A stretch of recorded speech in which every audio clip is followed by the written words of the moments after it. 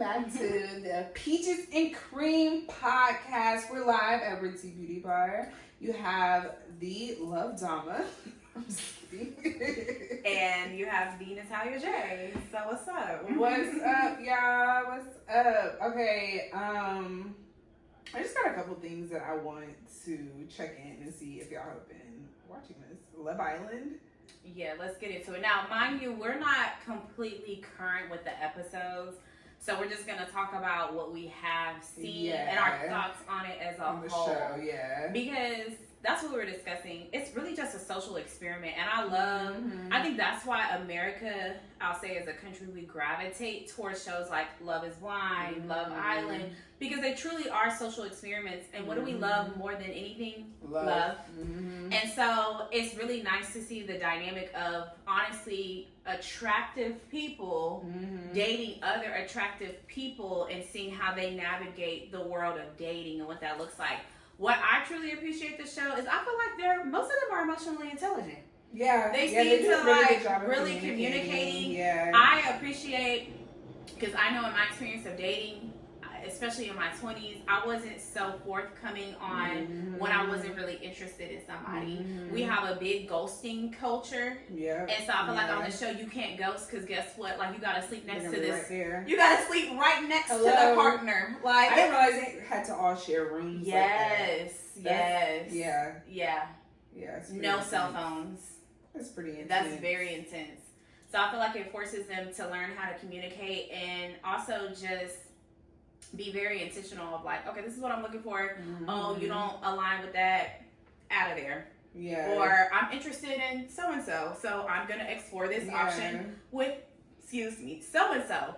I think what I've been hearing a lot of commenting on is the fact that, they're making out with so many people. But we really do that though, y'all. Okay. Like, it may not be to that extent, but we doing it. Okay. Yeah, especially you just don't know. You only know what somebody is doing when they're in your eyesight. You don't know what people are doing outside of that. And if you're not married, even when you're married, you don't know what they be doing. Let's talk about the married men. You know what I'm saying? You really don't know. So that's why I'm like, whoever came up with this, it's a brilliant idea.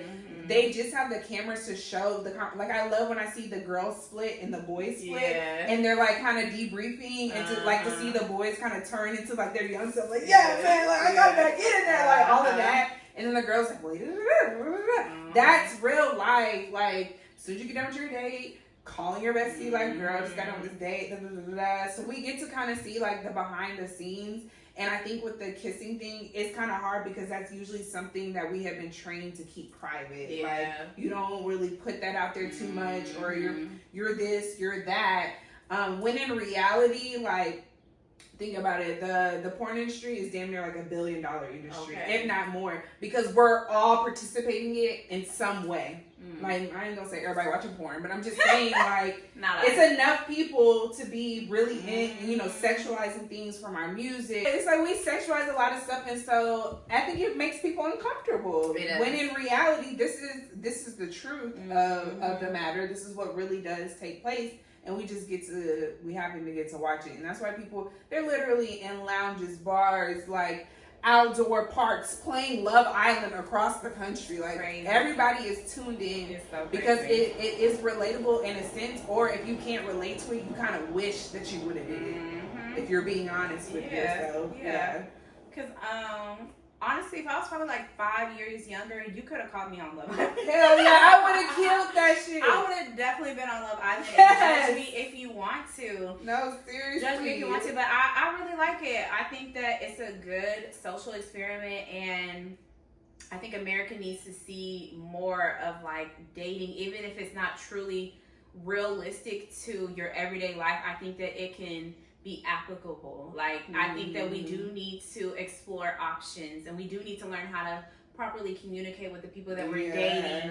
And I value that. Like, keep your options open, still communicate, tell them like, and I even like how they're like, they tell their couple like, I did have a moment, they pulled me for a chat, I did kiss them. I like like that. Yeah, because we're not typically honest in our dating. You know, we're not. And they know because everything is so close and confined that somehow, some way, it's gonna get back to them. You have to. So you might as well just share, like you're on a show. Yeah, it's gonna get back to you. Yeah. Okay, so who's your favorite person on the show so far? Okay, so I'm probably maybe like I think 7 episodes in. So my favorite person, guy and girl. Okay, favorite guy. Damn. I'm torn between 2. I don't know. I really be. There's something about each of the guys that I enjoy. Yeah. Like, who would I probably like date or something? Oh, okay, we can do it like that. Yeah, who would you be interested in? Okay, so as far as the one from Cali with the tattoos, he's like, Ace is a cutie. Yeah, that's my one. And I'm on the episode where he's kind of like standing 10 toes with the girl about like, Adrian, you ain't gonna keep calling me babe. I think that's her name, the Dominican girl from New York. Yeah. I kind of felt him on it, like, relax, like, you know, this is just a show, a game at the end of it. Because some of those girls, Huda and her, like, I think they forgot that this is a game show, you know, so you do have to kind of put your feelings on the back burner, innocent. So yeah, I like him. And then I kind of the goofy looking one, the lifeguard. He's so quirky to me. You like him? I wouldn't want to be with him. Okay. But like I could like be his homie. Yeah, he's funny to me. And then the girls. I like Shelly's vibe. I feel like she's very comfortable in herself. She's confident in who she is. And it shows. And then is there any other girls that I'm like really favoriting? No. Huda? But people love Huda. Huda, like she ain't. There's nothing like wrong with Huda. Just a little dramatic for me. I was struggling with her. I was struggling with Huda in the beginning, but as the episodes have developed, I'm like, she has her moments where I find her likable, but then I'm just like, why are you so invested in Jeremiah like that? Yeah. So, because I didn't realize they're really only like a couple days in. Literally, and you like crashing out like that. Yeah. I don't like how she keep calling people bitches. She calls Jeremiah bitch. She like, with your bitch ass, and like, so she'll call him the B word. She calls out of, what's the word? Like, when she says it to women, obviously it's not in that demeanor, but it'll be like, bitch, I said, it's just like, I don't know how I'm feeling about that. But I don't think she's a bad person or anything like that. I do, because I kind of keep up with her a little bit on TikTok, with her old TikTok stuff. But I do like her workouts. I do like her workouts. Yeah, She's definitely in her fitness bag, so I appreciate that about her. I think she has a good personality, but she's just super invested into Jeremiah, and I really was just like, it's a game show and you are supposed to date. To that, it threw off everybody else because they're kind of like off limits. And I'm like, but back to real life, when you're dating, especially in that short length of a time span, you should be exploring other people. And I think that goes to show how sometimes women, we get so invested in one person and they haven't even locked you in. You haven't even really explored what other men have to offer. And I think when you're dating, it is a game. And I think that's what the theme is of this show. Like, we have to pick the best partner that we can see can be a life partner and best aligns with our morals, our goals, and you didn't give anybody else that opportunity. And I think that's why people are irritated with them. Like, y'all so honed in on each other. There might be a better option for you. You don't know. We just got here. Yeah. So how do you feel about her holding off on sharing that she had a kid with him? Because I'm like, I know that it was only a couple. Now I realize like it was only a couple days. Yeah. It wasn't like it was like. It felt like it was like weeks in between the episode. But like, yeah, I'm curious. I'm no mother, mamacita. But I personally, I'm gonna think when it comes to me dating men, right? I imagine I went on a date with a man, he never mentioned that he had a kid. I personally am not, I don't want to say fan, but I typically don't like to date men with kids. So imagine if I had a hard rule and we go on a date or whatever, and he never told me. I feel like as long as he told me within like date 2 or 3 before we got super invested, I would be cool with it. But don't let us get to where I'm actually feeling feelings for you, and you didn't share. You tell me. But I also think that your kids are an extension of you. So ideally, I would prefer if you told me from the moment I met you, because that's like hiding a piece of you, like a big piece of you. Huge piece. And I do like, I'm a teacher. I work with kids. So it's like, why would you not share that? Because I'm most of the time going to tell you, like, I'm a teacher. I love the kids. So why would you not be like, I'm a daddy? Yeah. No, I kind of feel the same way too, because I feel like it is a huge role that you play. It's a huge title that's a part of you. I guess, like, again, I'm not a mom either. So I could see the perspective, like, oh, I want to be protecting my child. Okay, don't bring me around your child. You know, I don't need to see pictures. You don't even need to tell me the or name. anything like that. No name, nothing. I just need to know that you are also a full-time parent. You know what I'm saying? Because that shifts, like, in this season of my life, that is something that I'm not interested in being a part of. I don't desire to be a stepmother. I would like for us to have our first together. I'm not against it completely, but I do feel like it's possible to meet a man that doesn't have kids right now. And yeah, I would definitely feel like you kind of bamboozled me a little bit, because now I have feelings for you. I've been making out with you. I think they were doing something under that blanket. She said it. Yeah, exactly. So I'm just like, we doing all of this, and now you want to tell me that after I didn't say all these little things. I gave my body to you, then told you how much I like you, now all of a sudden I got a kid. Yeah, because he said in his personal interview, he didn't say it to her, but in his personal interview, he was saying that, like, he never has dated someone with kids. Like, it's not something he would ideally do. AKA, he's going to drop your ass as soon as this episode or show is over. Yeah. Because that's not what you really want for yourself. You got to keep watching. Oh, okay, good. Maybe I'm not too You got to keep watching, yeah. Okay. No, I think that for me, the guys that I like, I don't know why, I think Nick is so cute. Nick, oh yes, I think Nick is so cute. I agree. He has a cute personality. I like his personality. He seems fun. I like how he was trying to help do yoga. Because when Ace was like really adamant, he wanted to have the date for Shelly and do yoga, and he was a yoga instructor. Oh, I haven't seen that. Oh, okay, that was cute. I like that. But I just feel like he's truly just like a fun, cool, calm, collected type of dude, which is what I like to gravitate to. So I like him a lot. I do like Ace. I think Ace holds a lot of power in the show. He does. He's like, so confident in anything himself. that man says, they be like, yeah. So I like a man who has confidence. So I appreciate him. When it comes to the girls, I'm Team Shelly too. Yeah, and Shelly be everywhere. Shelly was on the little Expression braid pack. She was a bottle girl. Yeah. Shelly be everywhere. So I like a hustler. So in real life, I think I would really be cool with Shelly. Any other girls? I'm gonna be honest, not really. Because I was trying to think who are the other girls really. It's Shelly. It's the Amaya Papaya. That's her name. Amaya, the one that's the New Yorker. That's who we can think of her name. You got Alondria. You got Hannah. You got Huda. And I think that's it, right? Am I missing anybody? Yeah. I think that's it. So it's like, what, 4 or 5 girls? Like, yeah. Yep, I think that's it. Seems about right. And the Hawaiian girl, when she was on there. Oh, yeah. She already got kicked off. Poor girl. I liked her, too, though, actually. Yeah, I had hope for her. Yeah, I did. But, yeah, Nick was not ready for them responsibilities. He was like, no, thanks. He said, so what do you like to do? Sit by the water. He said, nah. He's like, yeah, our futures are not aligned. Right. I like that he said that in the speech. Again, that's dating. Yeah. Like, don't waste your time if you know this is not going nowhere. Okay. Or just be clear, like, this is just what it is for right now. But no, I don't see a future with you. Yeah. Do you think in dating you can be brutally honest with men? No.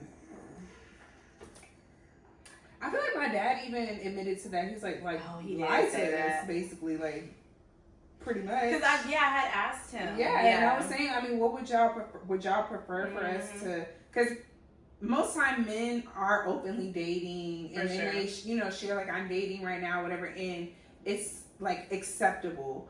But if a woman is known to have like multiple partners that she's dating, they don't like that. They don't like it. They don't want to know or necessarily see what you're doing. Yeah. They would kind of like you to like create a femininity image, like an innocence to you.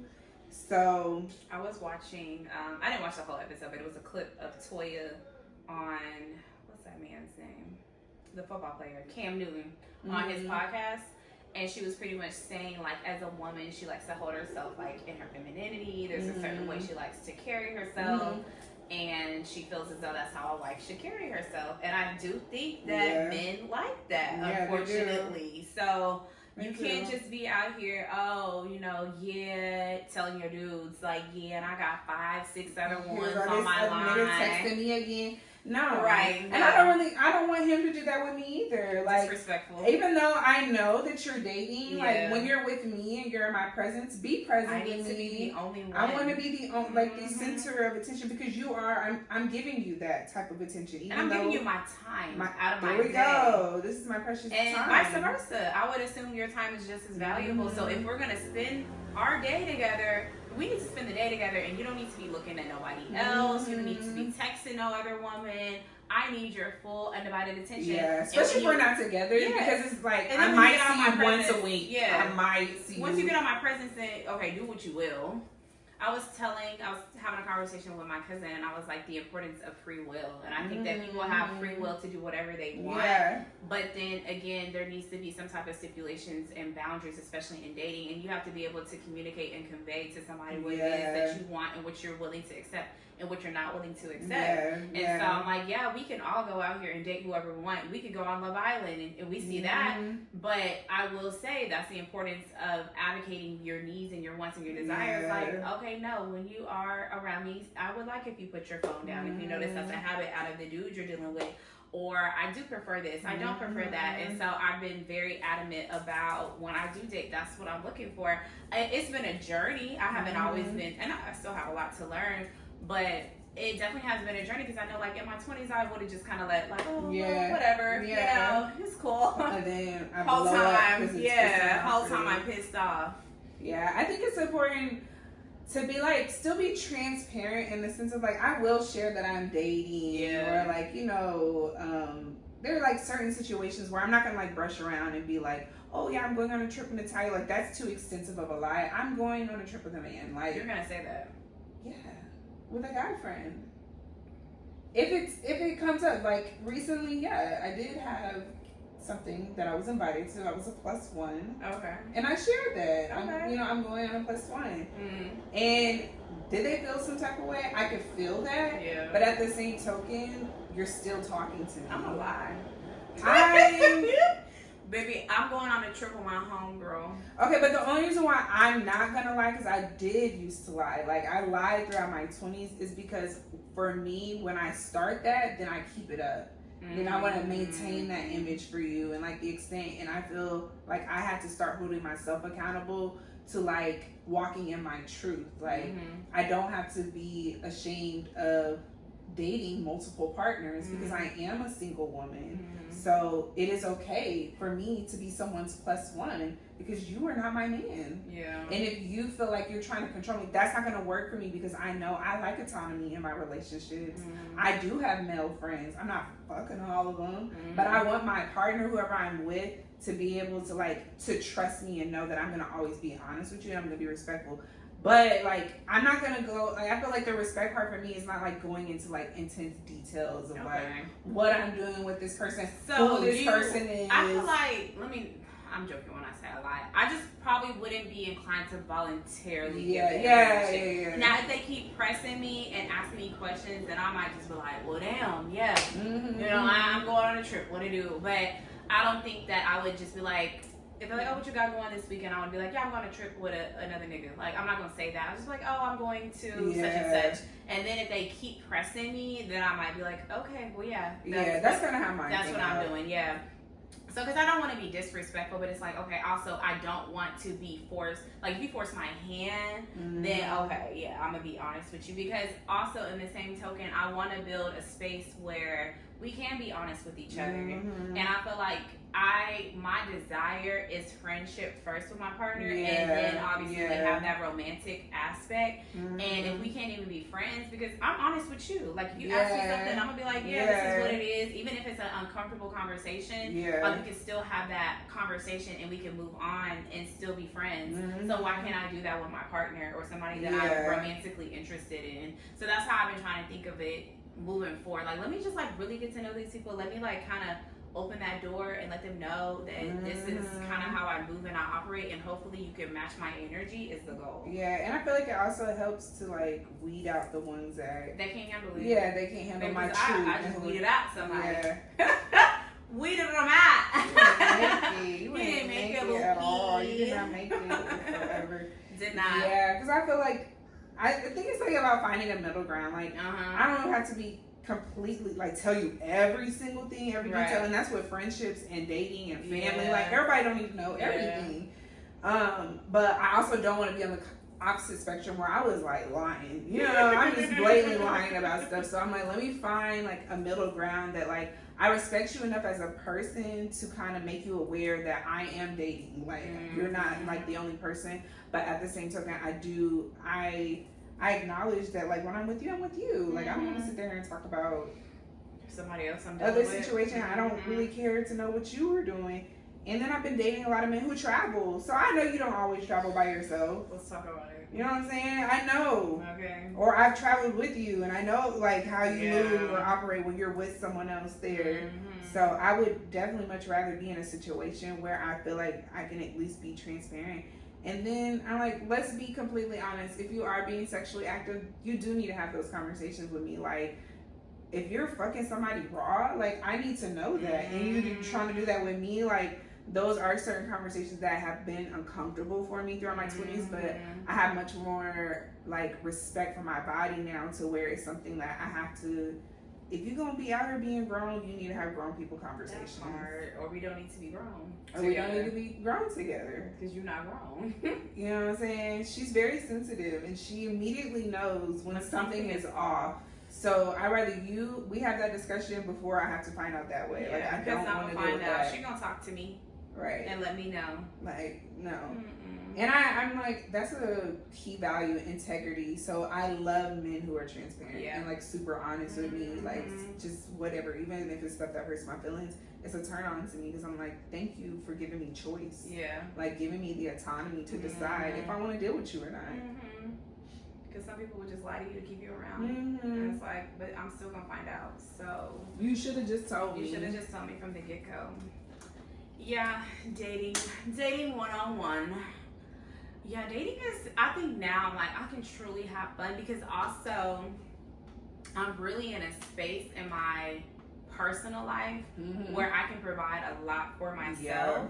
So I really think that any man that comes along, it's like you should just add some value to it. And so my dating has actually gone up. Like the men that I attract, they be on the same type of time. They like to travel. They're deep in their careers. They have this, they have that. They're family oriented. They move around like I do. So we can genuinely just enjoy each other. So yeah, I'm having a good time. Me too. And I love it for us. Yeah. I love it for us. It really you really gotta dig in deep and love yourself. And they can sense that. Like they can sense when you actually are not confident and you don't see your own value. And so and then also in retrospect, that's the type of men you're going to attract to. You're gonna attract be your mirror. Everything is about the mirror. So sometimes even when I date men and it doesn't go in the way that I would have hoped, I'm like, okay, what did I learn from this? Because it was really a mirror of what I wanted. Like there's something about them that I liked. What did was I like? Do those shadow questions. I really encourage it. Me and her both do it. Like, ask yourself those questions. Like, what was it about them? Or like, even when there's this like person that gets on your nerves, like, continue to ask yourself like, why? What is it about that personality trait that triggers me? Like, because it's gonna go back to self. So it's like, what did I like about them? Why did I tolerate that? What irritated me about what they said? And so you can dive deeper and figure out who you are more and more and more. So it's always going back to self. So especially while I'm still not married. It's like every man that I date, I try to like figure it out. I was just having a conversation with Dom before we got on the camera about somebody that I dated in the past, and I realized why I was so triggered by him, because he did something that my ex did to me, and it was so triggering, and like I thought it was like the worst thing ever. Like I couldn't get past it because it just put me back in such a bad space when I was with my ex. Like my ex was like the worst nigga I ever dated, and so whenever he did the same action, I'll say that, it brought me immediately back to that ex. Yeah. And so I was like, dang, okay, like let me figure out what it is about me. Like why did that trigger me? And then I was able to point it out at the source.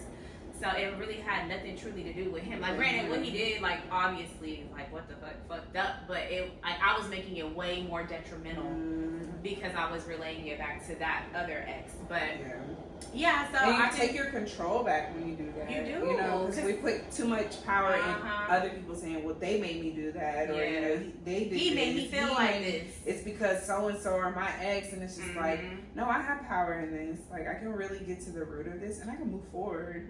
You know, I could just move on forward. And I hope anything that I've ever done to any of my exes, I hope that they were able to move forward. Because I'm like, damn, I was hell. Because I didn't see myself then. Now I see myself in relationships and how I show up. And I'm more self-aware of that. Like, you're not perfect, girl. You got to relax, bro. Yeah. Like, you have to give people grace. Because I was not giving nobody grace. Like, you mess up, snip, snip. Oh, you said out of there. You take it too long to text? Snip, snip. Like, it would be the pettiest things I was cutting men off for, but now it's like, okay. But I'm also big on, like, if it's meant to be, it'll be. So I don't force nothing with nobody. So if I feel like it's taking too much energy to make things work, like, hey, I love self. I love spending time with self. I love me.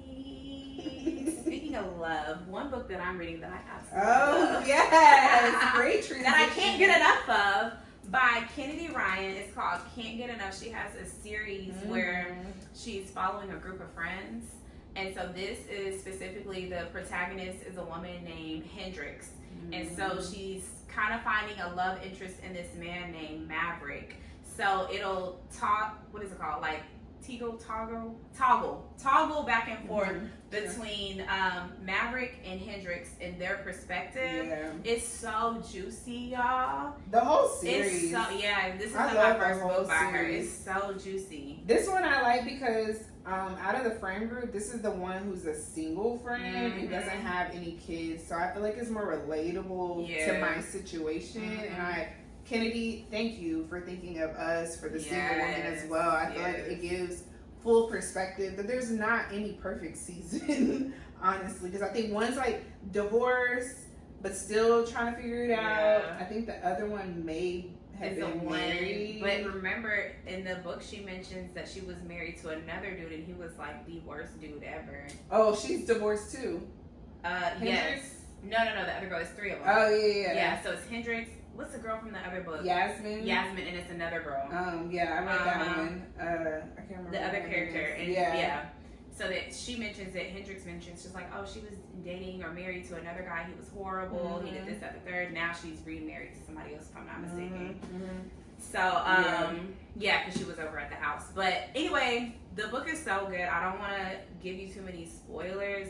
But to Dom's point, I definitely appreciate that she thought of like the single woman and like the dating aspect, what that looks like, especially because she's successful.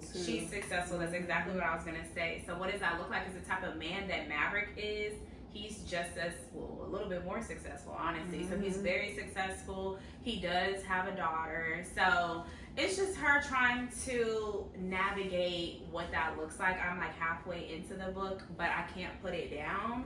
Kennedy does a great job, like even the diction that she uses to describe certain things. Like I was in here like, ooh, this is juicy. It's like good. The scenes are so good, like the descriptives so good, like the characterization is so good. Like you'll read it and you'll be able to envision what each character looks like.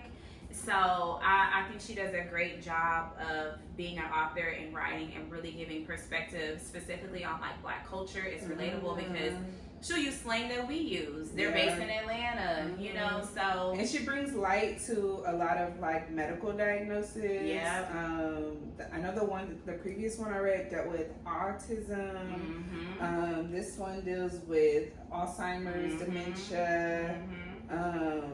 Yeah, I just think she does a really good job of just bringing so many different things within there. She kind of like educates you on it, or if in the beginning of the book, she'll give you like the background on how she researched it and who is it based off of. So, shout out to highly recommend. Maybe so. Our goal is when we're done reading this book, we're gonna do like a little book series. Yes. So stay on the lookout for that. But I definitely recommend her series. Like, she's a dope author. And shout out to my girl Kennedy. Check her out, Kennedy. If you wanna come sit on the couch and chat. We'd love to have you. Girl, I'm obsessed. No, seriously.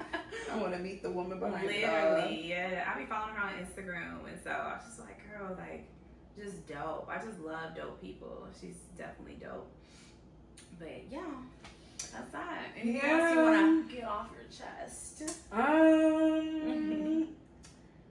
You know, guys, I'm just gonna leave y'all off with this, and I think we already kind of touched on it. Just find joy in every moment. Like, I feel like that is my theme right now. Just finding your pockets of joy, even when you feel like you're in a storm. Look for the rainbow.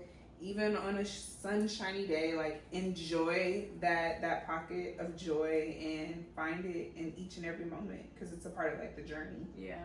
I feel like that's definitely what I took away from our conversation today. Yeah, I love that. And touch some grass. Make sure you go out, touch some grass, move your body today. Move your body. Move your body, stretch, show yourself some love, affirm yourself, tell yourself you're beautiful, because you truly are. You're beautiful. You're beautiful.